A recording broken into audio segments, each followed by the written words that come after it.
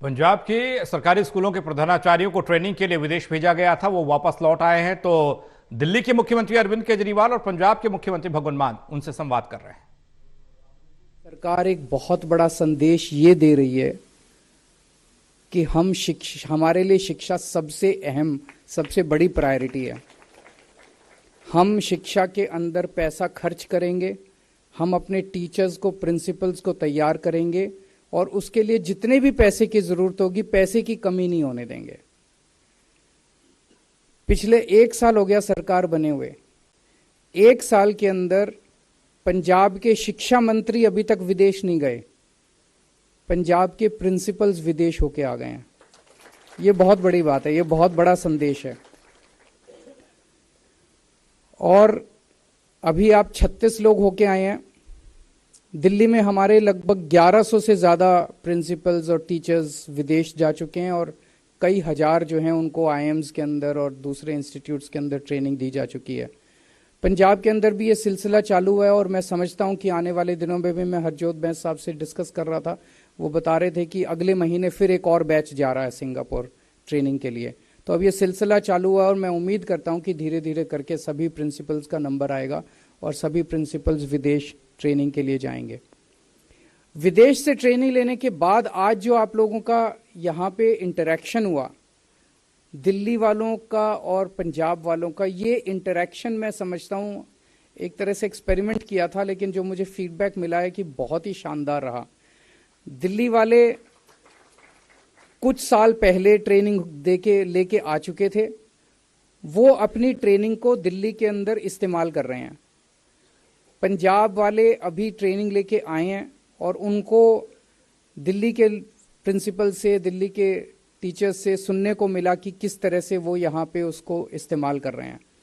तो ये बहुत अच्छा इंटरेक्शन रहा और मैं समझता हूँ कि इसको अब एक रेगुलर फीचर बना देंगे।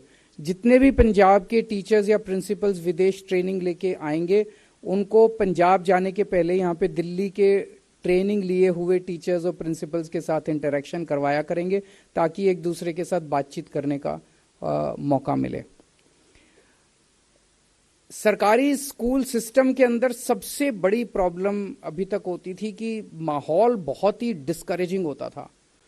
मतलब सब कुछ बड़ा नेगेटिव होता था, कुछ भी काम नहीं करता। लेकिन ये जो जैसे जैसे आप देखेंगे कि अभी एक भाई साहब ने बड़ा अच्छा कहा, पिंड विच ब्याह वर्गा माहौल है, तो स्कूल विच भी ब्याह वर्गा माहौल होएगा। और धीरे धीरे अभी 36 स्कूलों में होगा, पूरे पंजाब के सारे स्कूलों में और सारे पिंडों के अंदर ब्याह वर्गा माहौल होने लग जाएगा। तो आज जिस तरह से यहाँ पे इतनी पॉजिटिव एनर्जी मैं देख रहा हूँ, जब पंजाब के और दिल्ली के टीचर्स, ऑफिसर्स आपस में मिल रहे हैं, और धीरे धीरे जब आप वापस जाओगे, आप वहाँ डिस्कस करोगे, अपने स्कूल में डिस्कस करोगे, अपने पिंड में डिस्कस करोगे, तो धीरे धीरे ये पॉजिटिव एनर्जी जो है ये पूरे सिस्टम के अंदर, पूरी व्यवस्था के अंदर फैलनी चालू होगी। ये बहुत ज़रूरी है। दिल्ली में जैसे ही हमारी सरकार बनी, हमने सबसे पहले ये काम किया, जैसे अभी मनीष जी ने बताया था बीच में, कि हमने पहले जब हमारी सरकार बनी, बाकी सारे काम करने बड़े आसान थे। हमने अस्पताल ठीक कर दिए, सड़कें ठीक कर दी, बिजली फ्री कर दी, ये कर दिया। स्कूल ठीक करना बड़ा मुश्किल था, एजुकेशन ठीक करना बड़ा मुश्किल था। सो हमें भी आइडिया नहीं था कि हमें करना क्या है। तो सबसे पहले तो ये किया, भाई पैसे डालो खूब सारे शिक्षा के अंदर और स्कूलों की इमारतें ठीक करो, सिक्योरिटी ठीक करो, सफाई ठीक करो, पानी ठीक करो, ये वो सब किया हमने। खूब सारा हमने पैसा इन्वेस्ट किया स्कूलों के अंदर, वो सब किया। पढ़ाई कैसे ठीक करें? अगर हमने बिल्डिंग तो शानदार बना दी, खूब सारी 5 स्टार इतना बड़ा शानदार ऑडिटोरियम भी बना दिया, बिल्डिंग भी बना दी, सफाई, लेकिन लोग अपने बच्चों को तो पढ़ने को, अंत पंत में तो पढ़ने को भेजते हैं ना। अगर पढ़ाई अच्छी नहीं होगी तो लोग कहेंगे यार इसका क्या फायदा। और पढ़ाई करानी है टीचर्स ने, पढ़ाई करानी है प्रिंसिपल्स ने। तो जब तक प्रिंसिपल्स और टीचर्स मोटिवेट नहीं होंगे, उनके अंदर एक पॉजिटिव एनर्जी नहीं आएगी, तब तक स्कूलों को ठीक नहीं किया जा सकता।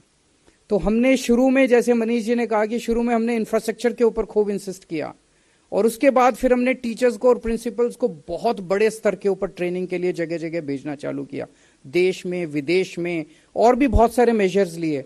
और उसकी वजह से जब रिजल्ट्स आने लगे, बच्चों के अच्छे अच्छे नतीजे आने लगे, इंजीनियरिंग में एडमिशन होने लगे, मेडिकल में एडमिशन होने लगे, 99.7% नतीजे आ गए, तब लोगों को लगने लगा यार ये तो बहुत बड़ी क्रांति आ गई। अब दिल्ली के अंदर प्राइवेट स्कूल छोड़ छोड़ के बच्चे अब सरकारी स्कूलों के अंदर भर्ती करा रहे हैं अपने बच्चों को। इस तरह की फैसिलिटी कहाँ मिलती है? प्राइवेट स्कूलों में भी इस तरह की फैसिलिटी नहीं मिलती जो कि आज सरकारी स्कूलों के अंदर है। और मेरे को तो लगता है कि सरकारें अगर ठान ले, सरकारों की अगर सही नीयत हो, तो जो शिक्षा का स्तर सरकार दे सकती है वो प्राइवेट कभी नहीं दे सकते।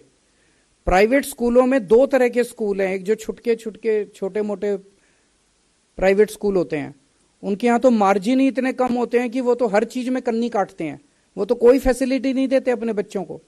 और एक होते हैं जो बिल्कुल 5 स्टार हैं, उन्होंने इतना पैसा कमा रखा, इतना पैसा कमा। मैं नहीं समझता कि पूरे देश में कोई ज्यादा ऐसे स्कूल होंगे जो अपने टीचर्स को सिंगापुर, अपने प्रिंसिपल्स को सिंगापुर ट्रेनिंग के लिए भेजते होंगे। प्राइवेट सेक्टर में भी कोई ऐसा स्कूल नहीं होगा जो अपने टीचर्स को सिंगापुर भेजता है। सरकारें अगर चाहें तो बेस्ट एजुकेशन सिस्टम दे सकते हैं। हमारे पास पैसा है, सरकार के पास पैसा है। हम पैसा अगर इन्वेस्ट करना चालू कर दें तो हमारे स्कूल भी बेस्ट हो सकते हैं, हमारे टीचर भी बेस्ट हो सकते हैं, हमारे प्रिंसिपल्स भी बेस्ट हो सकते हैं, हम बेस्ट एजुकेशन दे सकते हैं। पर नीयत की बात है, प्रायोरिटीज की बात है कि सरकार की प्रायोरिटी क्या है। अगर किसी सरकार की प्रायोरिटी कुछ और है तो वो एजुकेशन कैसे देगी? हमारी प्रायोरिटी एजुकेशन है, तो आज एजुकेशन के ऊपर हम इतना वो कर रहे हैं। तो जो चीज हमने दिल्ली में सीरीज में सीखी, पहले इंफ्रास्ट्रक्चर बनाया, फिर हमने ये किया, फिर ये किया, फिर ये किया, जो हमने 7 साल में किया,